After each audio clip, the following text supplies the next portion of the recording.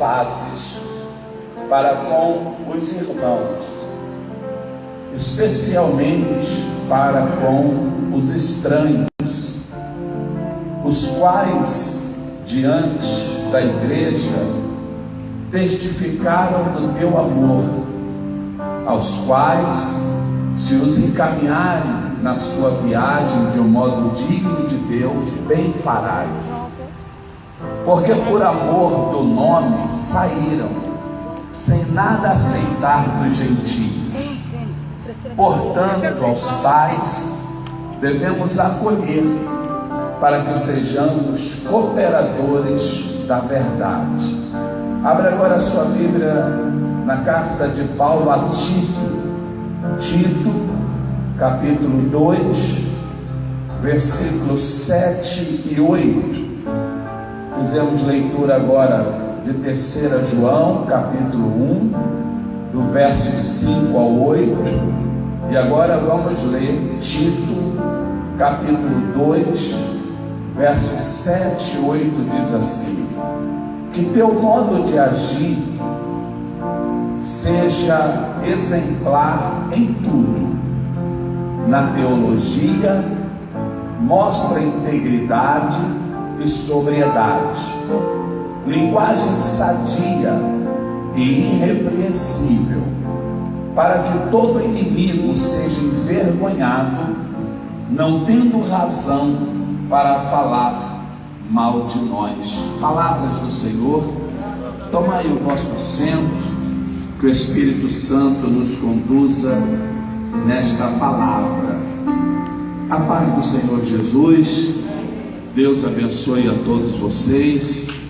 Igreja querida de Deus, nós estamos aqui diante de dois textos da palavra de Deus que vai deixar para nós aqui algumas instruções extremamente importantes para a vida de todo bom cristão. A primeira carta que nós fizemos leitura, embora seja a 3ª de João, mas a primeira carta que nós fizemos leitura foi de João para possivelmente o seu filho na fé chamado Gaio. Ele estava diante de uma grande responsabilidade de cuidar de uma igreja.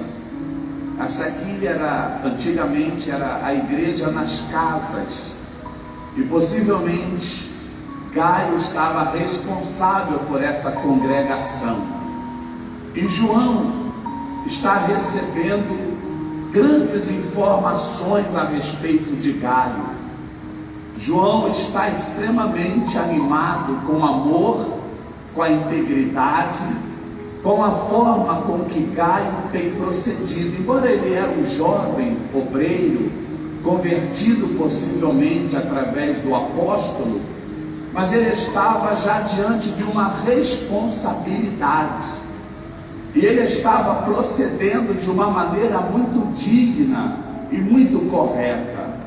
Então Paulo se vê na necessidade, João se vê na necessidade de enviar essa carta para elogiá-lo, para incentivá-lo, mas ao mesmo tempo também para dar a ele algumas instruções, porque infelizmente também havia no meio daquela congregação uma oposição, um homem que se opunha não só a Gaio, ao seu trabalho, mas do próprio apostolado de João. Mas João está dizendo a Gaio que ele não deveria se enfraquecer na fé por causa disso. Antes, ele deveria usar de amor, de integridade e de lealdade, como ele estava fazendo. João aqui está elogiando Gaio porque ele recebeu alguns pregadores, alguns evangelistas, e mesmo que tivesse havido oposição desse indivíduo, se não me falha a memória, era Demétrio, João estava, ou seja, Gaio estava agindo de uma forma correta, recebeu bem os irmãos, foi hospitaleiro com os irmãos, e eles estavam testificando do amor de Gaio. Eles estavam realmente mostrando, ou vendo, ou presenciando que realmente aquilo que se falava daquele jovem era verdade. Por essa razão, João está dizendo aqui no verso 5: amado, procedeste fielmente em tudo o que fazes para com os irmãos, especialmente com os estranhos, porque aqueles viajantes, aqueles evangelistas, eles eram estranhos, eles não eram conhecidos, mas mesmo assim, Gaio os recebeu de uma forma digna. E aqui diz o texto: aos quais, diante da igreja, eles testificaram do seu amor. Significa que eles se informaram entre os crentes, entre as pessoas daquele trabalho, a respeito de Gaio. E João teve a informação, e ele escreve dizendo: aos quais, diante da igreja, testificaram do teu amor, aos quais, se os encaminharem na sua viagem de um modo digno de Deus, bem farás. Então, essa carta, ela tem aqui um fundamento extremamente importante, porque ela fala da postura, dos princípios de um cristão. E João deixa para nós aqui esses ensinamentos. Da mesma forma, Paulo, escrevendo também ao seu filho na fé chamado Tito, um jovem também obreiro que assumira também responsabilidades, dos quais Paulo está instruindo a ele que ele deveria, como jovem, ser exemplo dos jovens, mas que não deixasse de ensinar aos anciões, porque embora havia alguns anciões na igreja, aquele jovem Tito, ele era o líder, e ele deveria conduzir o trabalho espiritual. Então nós observamos que nós estamos diante de dois jovens obreiros que estão se destacando no trabalho de servir a Deus, e eles estão sendo bem sucedidos. Por isso que Paulo reafirma, dizendo para ele: olha, que teu modo de agir, Tito, seja exemplar em tudo. Na teologia, olha que o apóstolo fez menção do ensino bíblico, do ensino da palavra, que ele deveria traduzir os ensinos de uma forma correta e exata, da mesma maneira que ele havia aprendido dos apóstolos. Então ele diz, olha, que ele deveria mostrar integridade e sobriedade. E ainda diz no verso 8 de Tito 2, tem uma linguagem sábia e irrepreensível, para que todo inimigo seja envergonhado, não tendo razão para falar mal de nós. Então observa que esses ensinos de dois grandes gigantes da fé, nós estamos lendo aqui duas cartas, uma do apóstolo João, conhecido como apóstolo amado, e estamos lendo uma carta do apóstolo Paulo, conhecido como o apóstolo dos gentios. Dois grandes visionários da fé, possivelmente um dos maiores entre esses nomes, são os dos maiores do Antigo, do Novo Testamento, e eles estão dando essas recomendações. Agora também podemos observar que nem Gaio e nem Tito estão debaixo da liderança de nenhum líder. Eles estavam sozinhos fazendo o trabalho deles, mas eles estavam sendo bem-sucedidos. Embora eles estivessem debaixo da cobertura espiritual, embora eles estivessem exercendo função debaixo de lideranças mas eles estavam sozinhos naquele campo de trabalho, mas eles estavam sendo extremamente bem-sucedidos.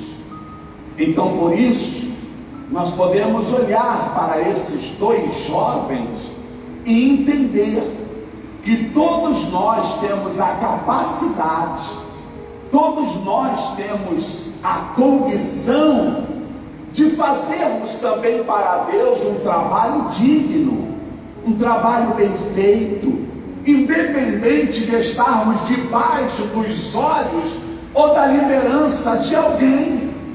Aonde você for, aonde você estiver, aonde você for apresentado ou deslocado para, através de uma área, de um trabalho, seja lá qual for, você pode ser bem sucedido.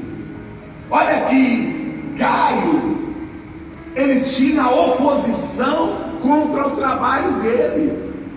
Havia um homem ali dentro da congregação que tinha grande influência entre os outros irmãos e dava trabalho para Gaio, mas ele estava vencendo através de um bom trabalho, através da honestidade, do amor, da aplicação correta da palavra. Então aquela força opositora não conseguia anular a excelência do trabalho de Gaio.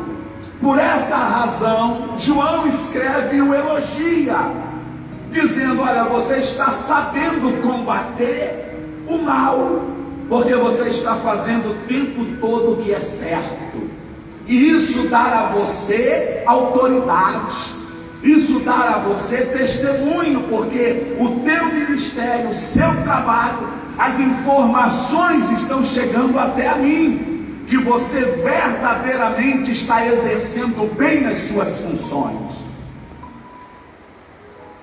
A excelência desses trabalhos, elas são tão boas, que o próprio Deus inspirou os apóstolos a escreverem a respeito disso para todos nós, para que nós também pudéssemos tirar proveito, para que nós também pudéssemos analisar o trabalho desses jovens e aprender que a excelência de servir a Deus traz benefícios sobre a nossa vida, independente das lutas, independente da oposição, independente do deserto, das adversidades. Precisamos entender que Deus chama pessoas diferentes para lugares diferentes. Alguns vão para lugares nobres, alguns exercem seu trabalho na facilidade, alguns são prósperos, são ricos, mas outros têm grandes dificuldades. Mas o que a palavra de Deus está nos ensinando através desses textos é que, independente do campo, independente do lugar, das dificuldades e das oposições, o nosso dever é sermos exemplares. O nosso dever é fazermos a obra de Deus de uma forma excelente. Nós não podemos usar as dificuldades como justificativa do nosso fracasso. Observa que Gaio não escreve para João denunciando a oposição que havia dentro do seu trabalho, porque ele já sabia, João também já sabia. Ele não se opunha somente a Gaio, mas ele também se opunha a João. Mas isso não impediu que Gaio fizesse um trabalho tão abençoado, que as pessoas estavam indo naquela congregação somente para testificar. Observa que no versículo de número 6, ele diz: os quais, diante da igreja, testificaram do seu amor. Eles foram testemunho que aquele trabalho estava sendo bem executado. Então nós estamos aqui aprendendo, ao lermos os trechos das cartas destinadas a Gaio e a Tito, através de Paulo e de João, nós devemos aprender algumas coisas. E é isso que eu gostaria de compartilhar aqui com a igreja, porque são essas coisas que vão dar norte, são essas coisas que vão dar rumo, são essas coisas que vão trazer benefícios para a nossa vida cristã. Porque o que nós não podemos aceitar é estarmos na casa de Deus, como eu preguei aqui no domingo, e nós estarmos com a nossa vida atrofiada. Entra domingo, entra meses, sai meses, entra ano e sai ano, e a nossa vida não muda. E nós não conseguimos encontrar uma saída para termos acesso a todas as bênçãos que Deus nos promete através da sua palavra.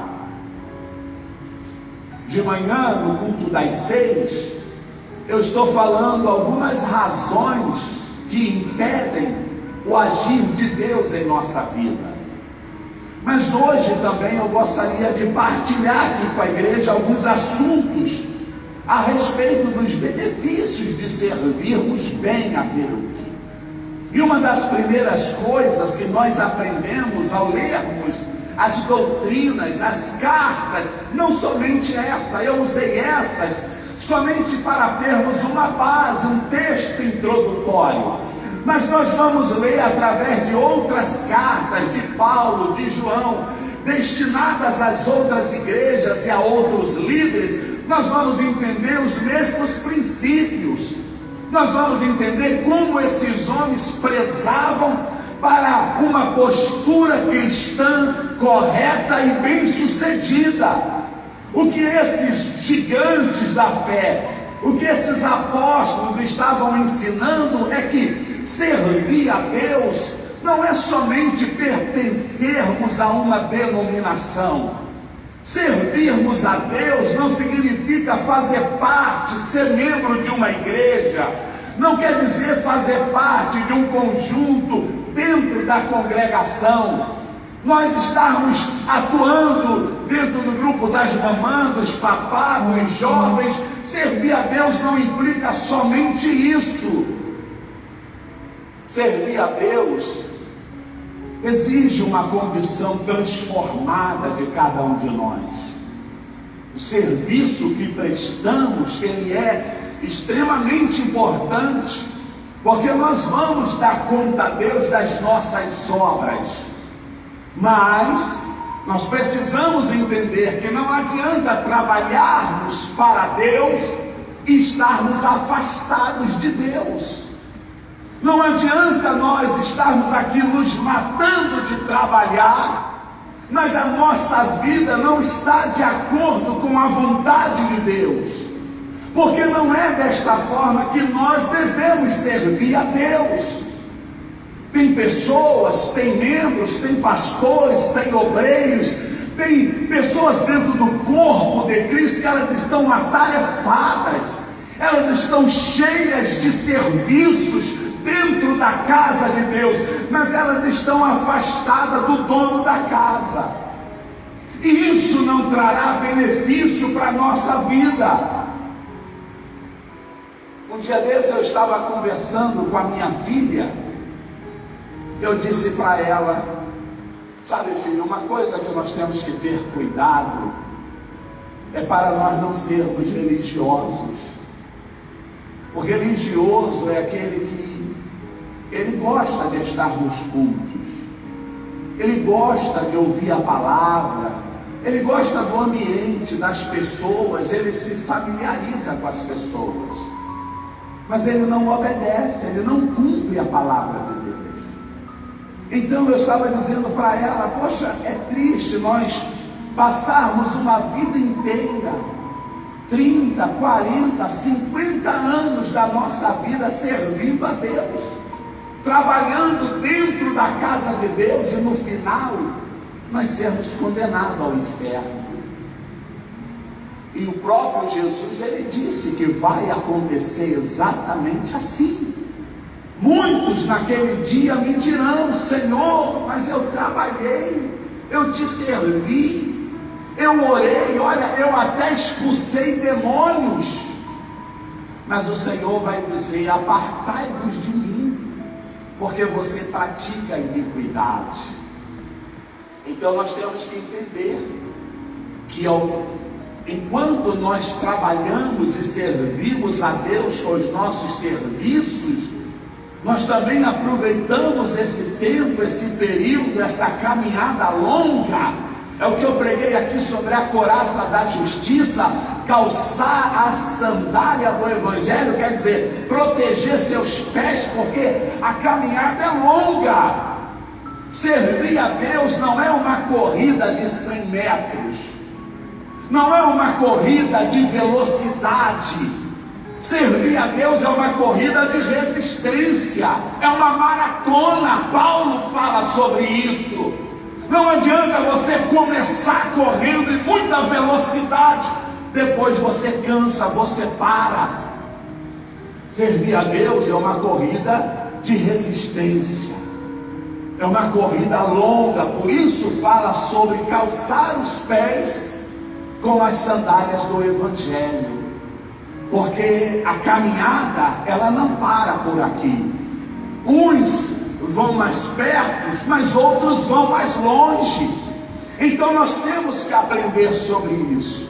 E uma das coisas que nós precisamos entender é que o nosso serviço, ele tem que glorificar a Deus. Tudo que eu faço tem a igreja de Corinto.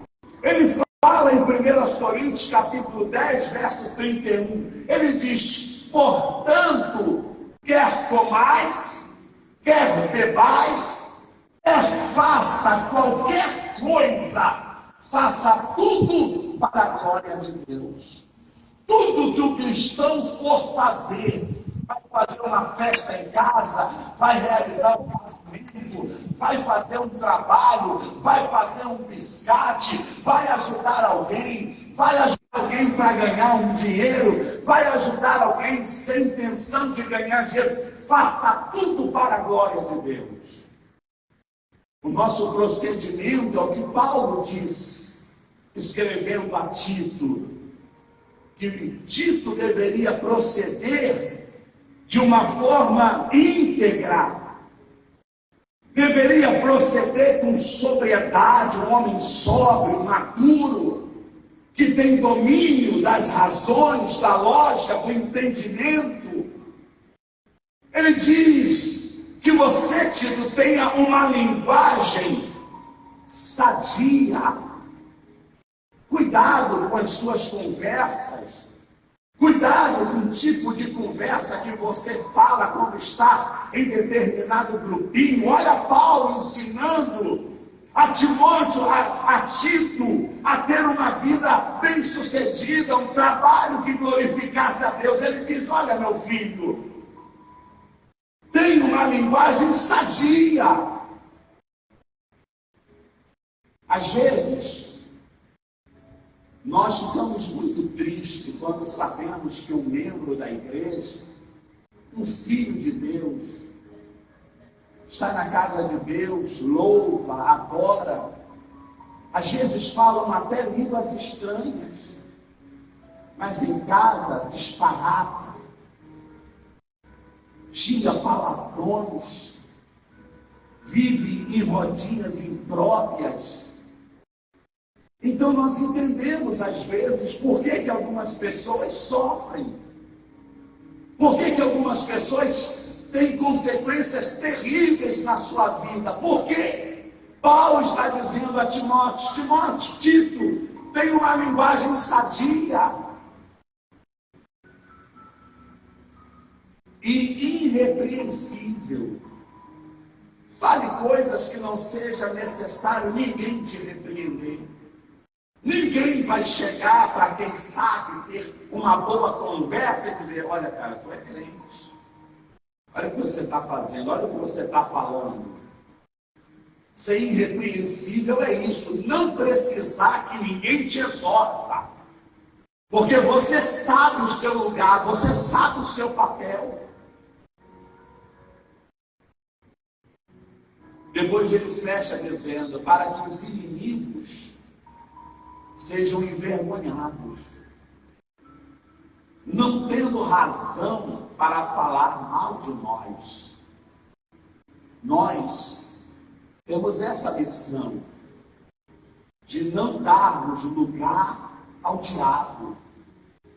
Na nossa vizinhança, todos têm que saber que você é um cristão, que o seu testemunho é bonito, que as pessoas, embora observam, embora muitas pessoas ficam de olho para saber quais serão os procedimentos daquele crente, eles vão ficar envergonhados, porque não vão encontrar nada para falar ao teu respeito.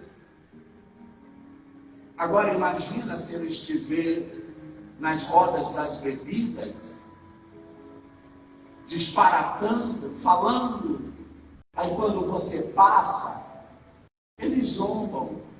Olha lá vai o crente, olha lá.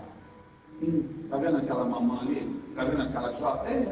Olha lá, domingo, se arruma toda, bota uma roupa bonita e vai para onde? E vai para a igreja, mas olha aí, bebe, dá mau testemunho, disparata. O que é que Paulo está ensinando? Que os nossos inimigos, os inimigos da fé, os inimigos da cruz, os inimigos do Evangelho de Jesus, os inimigos da palavra de Deus, quando eles analisarem a nossa vida, eles precisam estar envergonhados. Eles precisam ficar chateados por não encontrar nada que possa denegrir a nossa imagem, a nossa conduta. Pastor, isso é difícil. Mas isso é o Evangelho. Isso é ser cristão. A vida com Deus, ela consiste exatamente nesses princípios. Porque se nós não procedermos assim, é vã a nossa fé. É vã a nossa pregação. Então nós precisamos aprender essas coisas. Nós precisamos aprender esses princípios, porque o Evangelho de Jesus se baseia nisso, no bom testemunho. Quando eu estava dando aula a respeito da história da igreja, e nós tivemos que explicar sobre Atos dos Apóstolos. Atos dos Apóstolos conta a história da igreja que ainda não terminou. Algumas histórias na Bíblia já se fecharam, mas algumas, principalmente da igreja, ainda está sendo contada, porque a igreja de Cristo resiste até os dias de hoje. A igreja de Cristo ainda está à espera do arrebatamento. A igreja de Cristo ainda está contando os seus dias, está contando a sua história. E nós somos parte da igreja que está sendo contada a sua história. E Jesus disse, porventura, quando o Filho do Homem vier, achará fé na terra? Ou seja, se a igreja, Visão Cristã, Catedral Canaã, se o amor das nossas mamães, dos nossos papais, dos nossos jovens, adolescentes, de nós como pastor, fosse contado na Bíblia Sagrada, se abrirmos a Bíblia e estivéssemos lendo ao nosso respeito, que tipo de igreja nós seríamos? Nós seríamos uma igreja sarada, curada, cheia de sabedoria e do Espírito Santo? Ou seríamos uma igreja fria na fé? Uma igreja mentirosa, adúltera? Que tipo de igreja nós seríamos? Porque é isso que nós lemos quando nós lemos a carta de João, as 7 igrejas da Ásia, no Apocalipse. a igreja de Éfeso, de Esmirna, de Tiatira, todas as igrejas da Ásia que receberam, cada uma dessa igreja tinha uma história. A igreja de Éfeso, por exemplo, ela tinha pleno conhecimento da verdade. Até para pregar na igreja de Éfeso, o pregador passava por um teste. Ele tinha que responder algumas perguntas a respeito da sua crença, da sua fé. Embora era uma igreja que tinha pleno cuidado com a palavra, mas o Senhor diz: olha, só que eu tenho contra ti que você perdeu o seu primeiro amor. Lembra-te, pois, de onde caíste, arrependa-te e volte ao primeiro amor. Não adianta nós estarmos cheios de conhecimento. Ah, não, pastor, modesta parte de Bíblia eu entendo. Não, meu pastor, com todo respeito, olha, eu conheço a palavra. Mas do que adianta nós conhecermos e nós não sermos praticantes dela? Por isso, nós estamos aprendendo que o nosso serviço, ele tem que glorificar a Deus. O trabalho que nós fazemos aqui tem que glorificar a Deus. A nossa estada nesse corpo, nossa estada nessa vida, nossa estada nesta terra, nossa estada nesse ministério, nesse bairro, nessa sociedade, na vizinhança que nós moramos, tem que glorificar a Deus. Essa é a nossa missão. Você tem que glorificar a Deus no seu trabalho, na sua casa, na sua família. Nós temos que glorificar a Deus. Observa que Gaio, que Tito, que Timóteo, que Filemão, cartas que foram destinadas pelos apóstolos a esses jovens obreiros, mostravam que eles estavam glorificando a Deus com o trabalho que eles estavam exercendo. E nós não estamos aqui só para ler, para sabermos que Tito, que Gaio, para sabermos que Timóteo, que Filemão, que Pedro, que Marcos, que André, eles glorificaram a Deus. Não.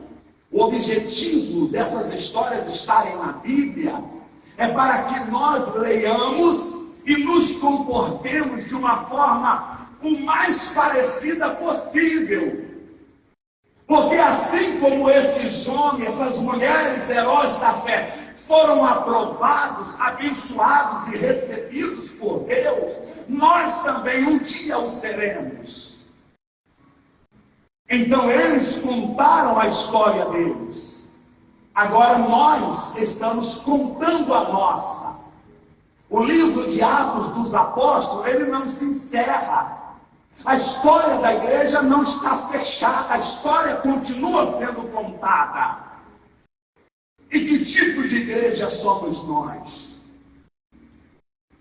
1 Coríntios, capítulo 6, verso 20, diz assim: pois foste comprados por alto preço, portanto, glorificai a Deus no vosso próprio corpo. Olha que Paulo estava ensinando a igreja de Corinto. Que eu e você, nós fomos comprados por um preço altíssimo, que foi a morte de Jesus na cruz do Calvário. O preço que Jesus pagou para a nossa redenção foi um preço muito alto. Então Paulo está dizendo: olha, você foi comprado por um preço muito alto. O investimento que foi feito em você foi um investimento muito pesado. Então, por favor, glorifique a Deus no vosso corpo. Glorifique a Deus na vossa vida. Glorifique a Deus nas vossas ações, porque essas coisas são agradáveis ao Senhor. Esse é o objetivo, é a nossa meta. Nós estamos aqui exatamente para aprendermos essas coisas e colocarmos em prática. Porque se nós não fizermos, o Evangelho de Jesus na nossa vida, ou a nossa crença, ou a nossa religiosidade, ela para nada serve. Ela não vai nos salvar. Ela não vai liberar para nós as bênçãos que a palavra de Deus promete. É um desafio, é. Não é fácil, claro que não é. Mas é a nossa meta.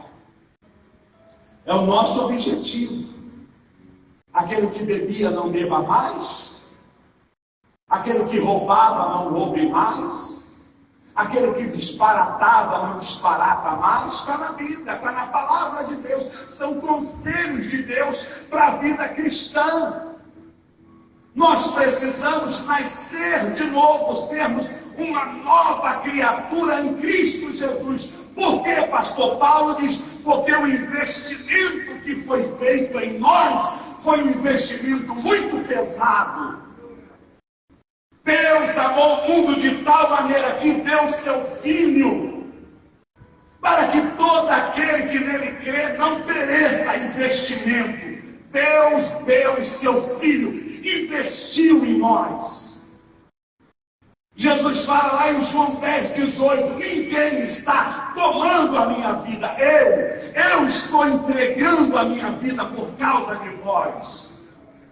Então Paulo está dizendo, irmãos meus, não foram os gregos, não foram os romanos, não foram os gentios que mataram, que tiraram, que crucificaram a vida de Jesus. Ele mesmo se entregou por nós.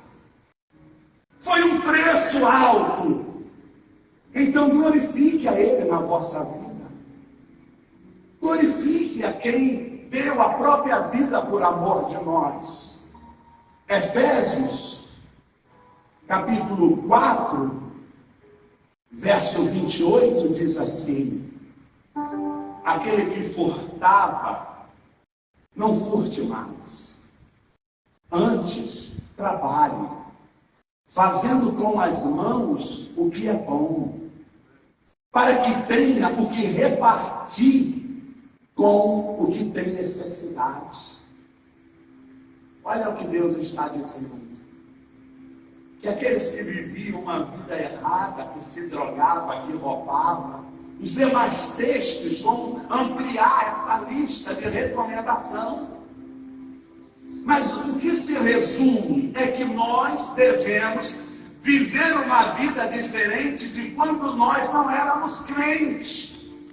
Quando nós éramos ímpios, a Bíblia nos diz que nós éramos filhos das trevas. Nós éramos filhos da perdição. Nós estávamos caídos, afastados de Deus e da graça. Nós estávamos distantes da salvação. Nós não éramos servos, nós não éramos filhos de Deus, nós éramos escravos. Porque Paulo diz que aquele que comete pecado é servo, é escravo do pecado. Mas Cristo nos transportou, nos deu uma boleia. Ele nos tirou das trevas, ele vinha passando, e com seu amor, com a sua palavra, com o seu evangelho, com a sua graça, ele nos salvou, ele nos conquistou, e ele disse: entra no meu carro, sobe no meu carro, eu vou tirar vocês desse lugar de trevas, eu vou tirar vocês desse lugar de condenação, eu vou tirar vocês desse lugar de demônios, de principados e de potestades. Eu vou transportar vocês para a luz. E vocês estarão debaixo da minha graça. Vocês estarão debaixo da minha bênção. E ele fecha dizendo que aqueles que estão em Cristo, o maligno não lhe toca. Por quê? Porque nós fomos transportados. Nós deixamos o estado anterior para uma nova identidade. Pastor, como eu posso ser salvo? Como eu posso ter uma vida bem-sucedida? Como eu posso ser feliz no casamento? Como eu posso ter filhos, netos, bisnetos e tataranetos abençoados, pastor? Como eu posso ter a minha descendência, a minha casa, a minha família? Como eu posso ter meus netos? Como eu posso viver em paz? Como eu posso ter vida longa?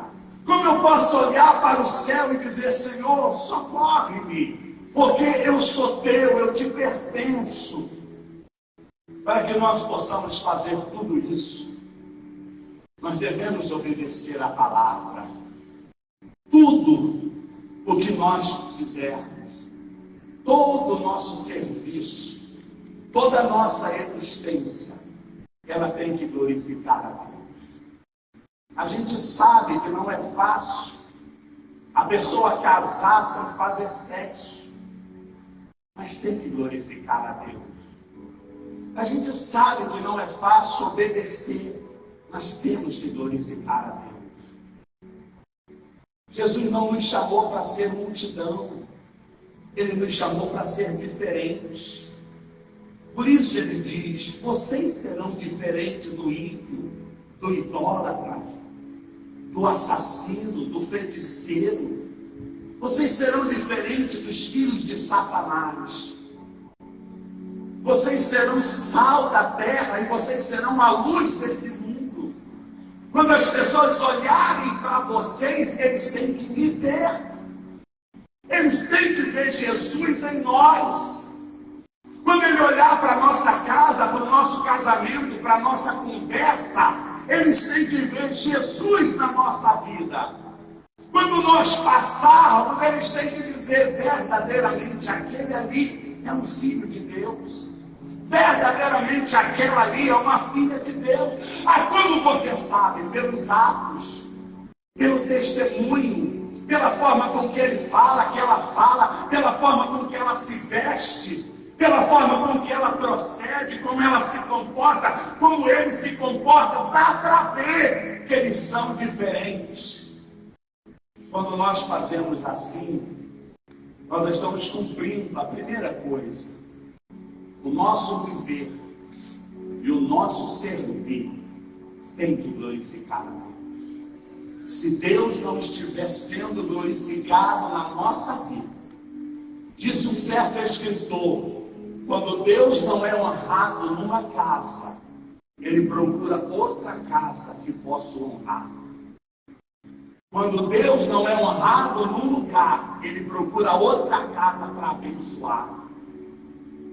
Nós já falamos aqui 6 quarta-feiras à noite sobre Abinadab e Obed-edom. Realmente o que o escritor do livro falou é verdade.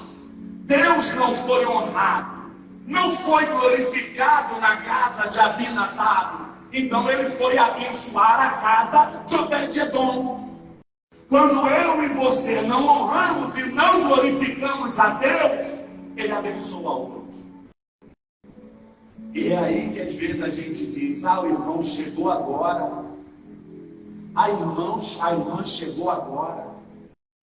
Aí é por isso que em África, na vida de algumas pessoas, é comum.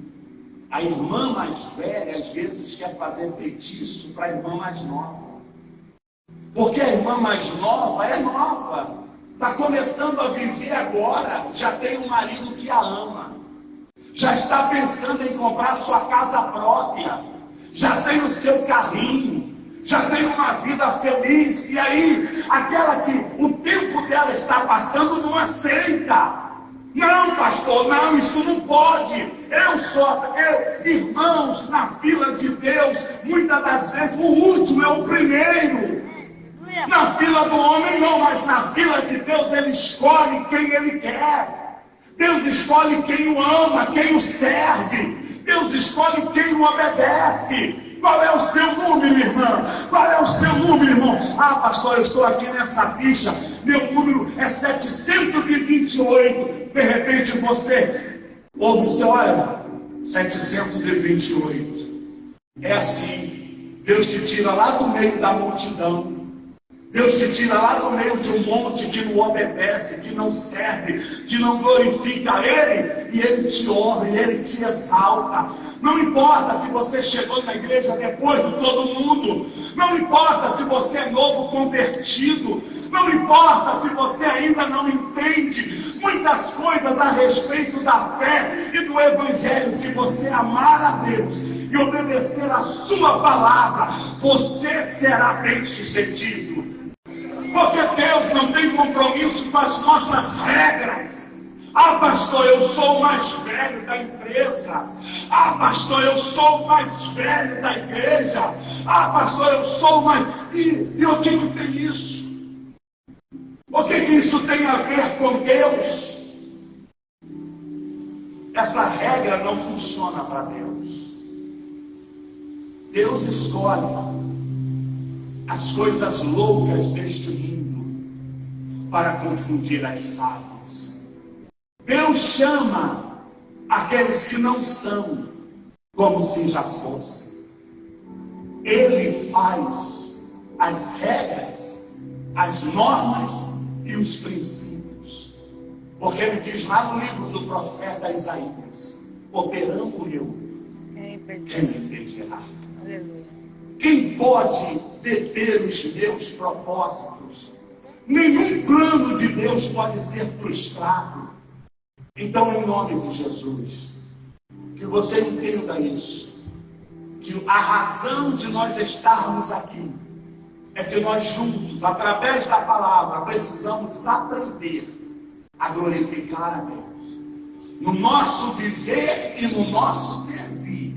E certamente todas as bênçãos de Deus, ele diz: eu não sou homem para que minta, nem filho do homem para que me arrependa. Porventura diria eu e não faria, ou falaria eu e não cumpriria?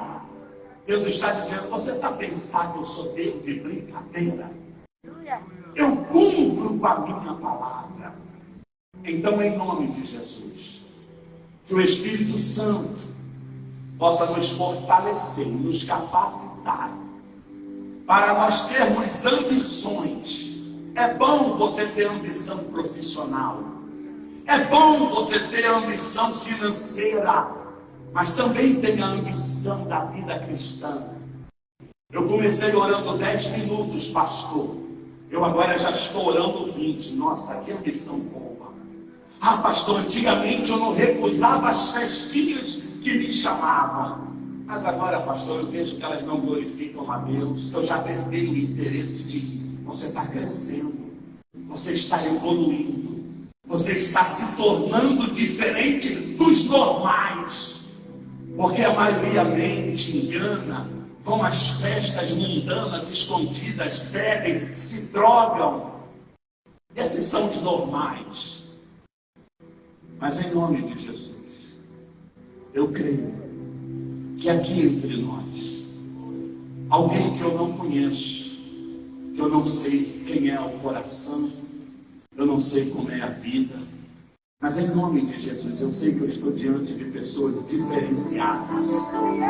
Eu sei que um dia Deus levantará no nosso meio pessoas que os outros dirão: uau, é ele, é ela, saiu mesmo daqui, saiu, morava mesmo aqui no Caope, morava mesmo aqui em Viana, morava mesmo aqui, morava, começou aqui, simples, miúdo, mas se tornou um gigante da fé, se tornou um referencial. Casamento abençoado, casa abençoada, uma vida financeira abençoada. Por quê? Qual é o teu segredo? Eu obedeci a Deus. Eu levei a sério a palavra que era pregada, que eu ouvia. Quando o pastor pregava, a palavra fervia no meu coração. Eu desejava ansiosamente cumprir aquelas coisas. E certamente essas pessoas farão a diferença. Eu declaro isso. E eu creio nisso. Em nome de Jesus. Vamos aplaudir ao nosso Deus. Aleluia. Vamos nos colocar de pé, por gentileza. Glorifique a Deus mais forte. Aplauda Ele com glória. Aleluia, louvado seja o nome do Senhor. Espírito Santo, coloca dentro de nós um espírito de ousadia. Espírito Santo, coloca dentro desta igreja um espírito diferenciado, um espírito de obediência, de temor, de reverência, um espírito de amor ao próximo, à obra de Deus, ao trabalho. Deus, em nome de Jesus, derrama aqui neste lugar uma unção. Não é somente a unção da casa própria, do carro novo, do emprego com altos salários. Não, Senhor. Derrama também aqui uma unção de homens e mulheres verdadeiramente convertidos, obreiros e obreiras que farão a diferença, obreiras e obreiros que serão pastores, que serão missionários, que serão pregadores da palavra, que serão enviados às outras nações, às outras províncias. Deus, levanta aqui homens e mulheres que serão empresários, que vão custear a tua obra, que vão construir igrejas, que vão custear pastores, que vão fazer grandes trabalhos, Senhor. E a vida dessas pessoas vão crescer cada vez mais, vão prosperar cada vez mais. Senhor, abençoa os que trabalham na tua casa. Abençoa nossas mamães, nossos papais, nossos jovens, nossos adolescentes e crianças. Abençoa os teus pastores, auxiliares, discípulos. Abençoa os obreiros, Senhor, aqueles que se candidatam para a tua obra. Quando eu olho para todos eles, ó Deus, eu vejo pessoas, mas o Senhor vê potencial. O Senhor vê um coração em chamas. O Senhor vê um coração apaixonado, um coração inflamado pela tua obra. Deus, quando eu olho, eu só vejo mamães e papais, eu só vejo jovens e adolescentes e crianças, mas o Senhor vê um coração em chama. O Senhor vê um coração desejoso. Senhor, separa esses, levanta esses, ó Deus, que um dia nós tenhamos tantos obreiros e pastores e mamães e papais e jovens abençoados, cheios de sabedoria e do Espírito Santo, obedientes e tementes ao teu nome, que será impossível o avivamento, que será impossível o crescimento, que será impossível a transformação não alcançar nossas vidas, ministérios, famílias, bairro e a sociedade de uma forma em geral. Nós oramos, ó Deus, e pedimos, Espírito Santo, cuida dessas pessoas, separa essas pessoas, coloca essas pessoas neste trabalho, neste ministério. Nós declaramos estas bênçãos em nome de Jesus. Vamos aplaudir ao nosso Deus. Aleluia, aleluia. Deus é Deus.